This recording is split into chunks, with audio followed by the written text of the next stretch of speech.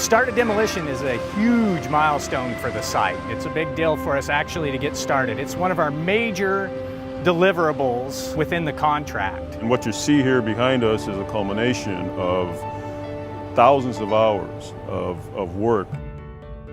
Getting the building to this point is all the stuff that you don't see going on behind the walls. It's the difficult items that really don't get a lot of the credit, but it really is what leads us to the point where you can start the super exciting, very obvious demolition work scope. Right from the very beginning, from the engineering, the planning, procurement aspects of it, through the craft that did the decommissioning of the facility, right on through to what you see now, which is the demolition of it. It's been a big path getting here, but a very exciting one to actually get started on. Everything that you see of Vit Demo, the roofing, the siding, concrete, all that needs to fit in the 450 intermodals. And we approximately want to load out 16 intermodals a day. So a lot of effort goes in and a lot of teamwork goes into prepping these intermodals and getting them packaged. All the paperwork, all the time and effort that goes into actually getting it shipped down the road to a disposal site is pretty significant. Our radiological organization, it's a radiological demolition. And from a demolition standpoint, they have to continuously do monitoring, continuously doing checks to make sure that we're staying within the controls from a RAD standpoint. The primary demolition contractor here working with CHBWV is American D&D, and they're a local outfit. They provide the equipment, they provide operators to run the equipment. As you can tell, it's specialized equipment. They've got a great deal of experience in demolition in our environment, and they've been very successful working with us to get to the point where we're at today. I really want to give a shout out to the union. They've kind of been the unsung hero for getting all of the work done and ready, as well as all the support that they're providing us now. Teamed with the CHBWV team, no doubt we're geared up for a successful project.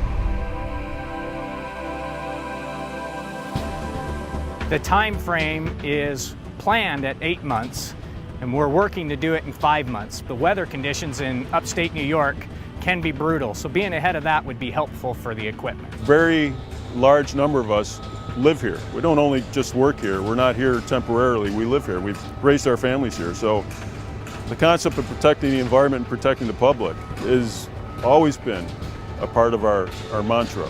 We are making sure that we are not spreading any radioactivity to the personnel on site, to the public, and also to the environment. We are using what's called ECAMs. They're environmental continuous air monitors that allow us to have a real-time readout.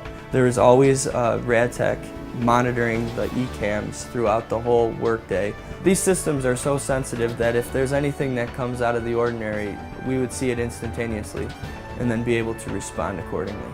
If we see any kind of trend, we stop, we have discussions about it, figure out if there's something different that we need to do, if we need to put more water on it to help keep the contamination or dust down, or if we need to slow down in our process. Those are all things that we continuously evaluate. To see a facility go up and get built was kind of satisfying, and to run it as a process was very satisfying.